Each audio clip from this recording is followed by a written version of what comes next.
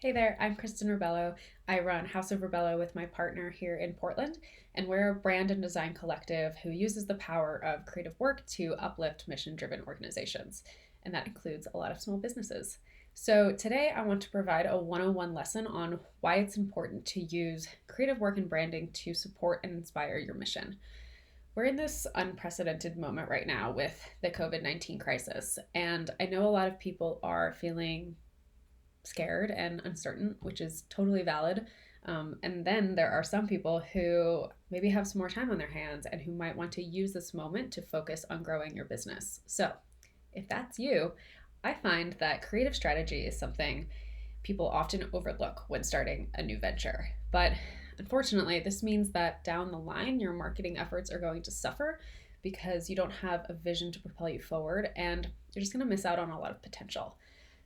Creative strategy, in simple terms, is creating an image and a persona for your brand and then having a plan to use creative work not just because you have to, but because it's very effective in capturing an audience. Your audience is more than just data or sales or conversions. Your audience is people who are going to respond to how you make them feel with your business and with your brand.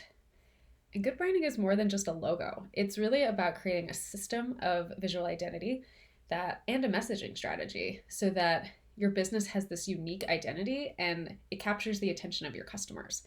And so that everything you eventually make ties back to this original brand vision.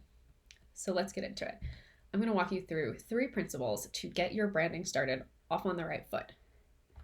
Number 1, get inspired. So think about some of the brands who you consider aspirational. What do they have in common? Why do you respond well to them? And while we never want to copy a brand, of course, if you're an entrepreneur who loves Apple and hates Microsoft, that says something about the type of creative vision that you're drawn to. So think about what that means. And then I always say make a mood board, have some fun. I'm going to turn my screen. So this is just a personal mood board that I have for my business. It sits next to my desk and I can turn to it anytime I'm feeling sort of uninspired or confused about my brand vision. It really just helps to, put a face on something. And I encourage you to do this either digitally, you can use something like Pinterest, or get out your scissors and paper and make a collage. Just have a vision to orient yourself towards. All right, number 2. Know your audience and your market and strategize for those people. So, in the past few months, I have worked with both a youth activist organization and with a multi-million-dollar company that makes custom airplanes. So, let me tell you, that's a very different audience and requires very different branding. So, make sure that you know who your customer is, their age, where they live, what they do for work, what their interests are, because you want to be able to respond to those people and sort of speak in their language. I would say next, know what is appropriate for your industry. And this is a rule that you can break. But if you're in a finance market, you want to see what others in your industry are doing, sort of the look and feel that their brands have, so that you can know if you want to follow that or if you want to be a rebel and break the rules. That's your call, but it's always good to know at least what others in your industry are doing so you can make a decision.